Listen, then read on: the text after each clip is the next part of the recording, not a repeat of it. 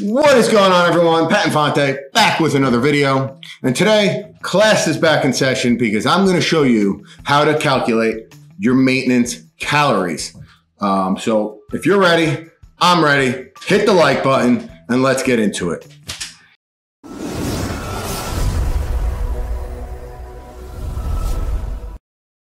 Okay, so I have a spreadsheet here set up to show you how to calculate your maintenance calories. Now, you can do this on pen and paper. It would be much easier just with all the mathematical formulas to set up your own spreadsheet. And I'm going to show you how I have it set up, or, if you were interested in this spreadsheet, I will link to it in the description below. You could purchase it off my website for $4.99, and I will send you a copy of it already set up. But you could just the same, if you're good with Excel or Google Docs, you could set up yourself the same spreadsheet. But here's basically the thought process behind everything. So we're going to start here.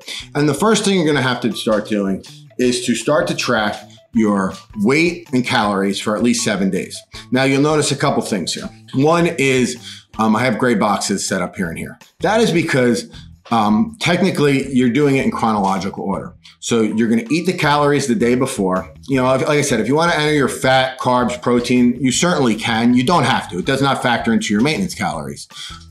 Same thing if you use a step counter like a Fitbit or something. You could enter your steps and even get a more exact count, which I'm going to show you how to do in a few moments. Now, but at the bare minimum, you need to know your weight every morning and the calories eaten the day before. So essentially, you're going to eat the calories the day before. You're going to wake up. You're going to weigh yourself. You're going to record that weight. You're going to eat calories that day. You're going to wake up the next day, weigh yourself, record that weight, and so on and so forth.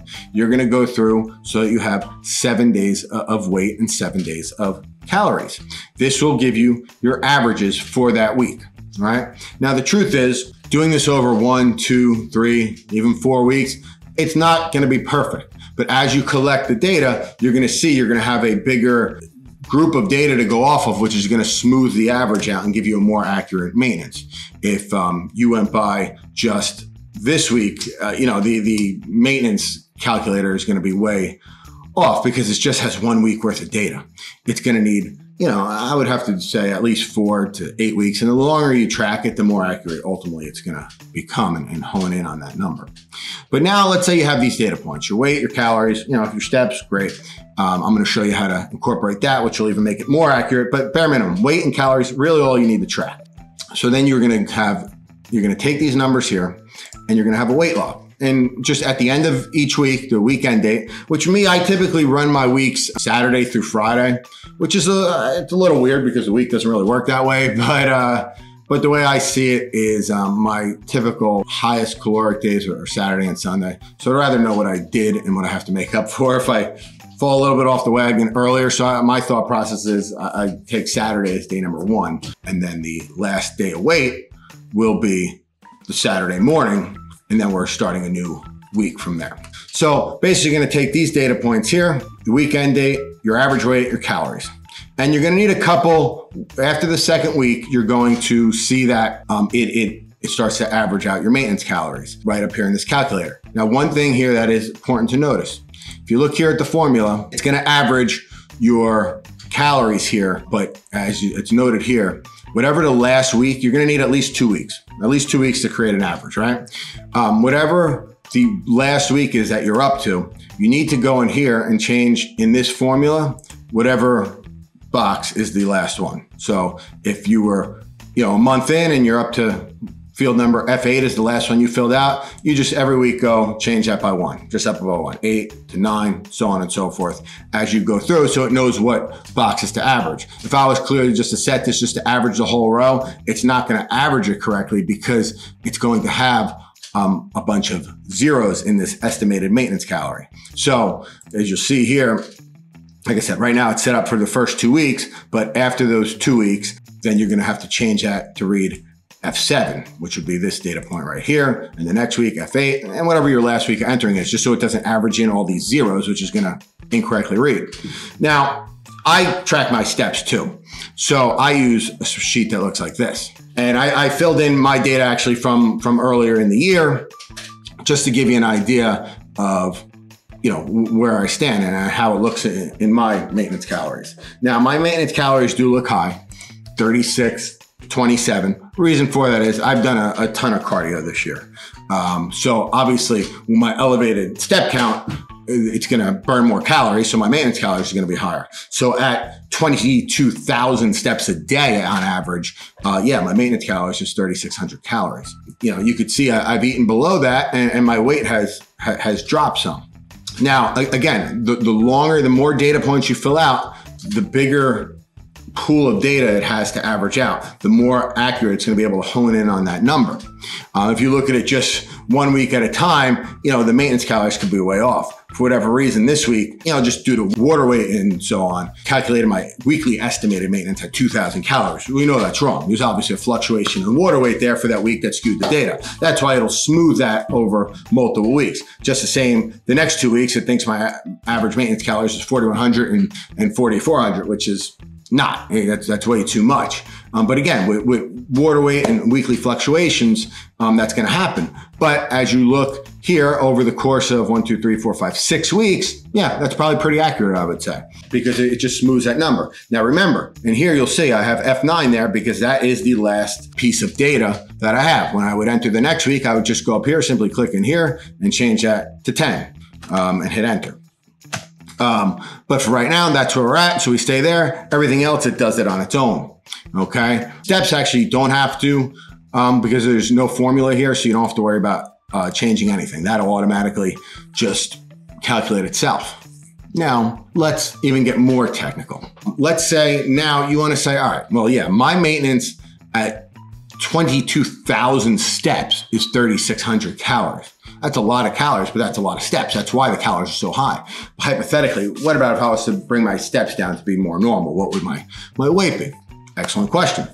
Now you'll see here, I have one here. It says maintenance by steps down here. And ultimately, that is this spreadsheet here, which is very easy. All the calculations are in there for you. Basically, what you do is you go online, find your BMR. Basically, find a calculator that has your basal metabolic rate, which is the bare minimum calories your body naturally burns in order to just stay alive. All right. And then from there, I worked out some formulas, which is my maintenance calories from this spreadsheet here, minus whatever my basic metabolic rate is. That's the leftover calories. Then this takes my average steps, which it does it on its own already. It's already made to incorporate that in there. It takes my average steps there, enters it here. And then it figures out how many calories per step I am burning, which is very technical and, you know, it just is. And I'm over the top analytical. I like that shit. What do you like? All the, everything in here is done. So hypothetically at those, let's see here. What was it? 22,764. So at 22,764 steps, yep, my calories are right back at that 3627. So now let's say, all right, let's say I go back to normal. I'm not doing all this cardio. What would my metabolic rate be at 15,000 steps? Well, my maintenance calories at that would be 3,000, which is about right. 15,000 is still a good amount of steps, right? But let's say the average person doing 10,000 steps a day. Basically, I did no cardio, but I was semi-active on my feet in my job. I would say that my maintenance calories at that is 2,600 and change. That is probably dead on right, to be honest with you. So once you have that number, whatever it is, once you have that number, now you could say, all right, well, that's my maintenance calories. So now I know that if I want to lose a pound of fat a week, I basically have to eat 500 calories less than my maintenance calories.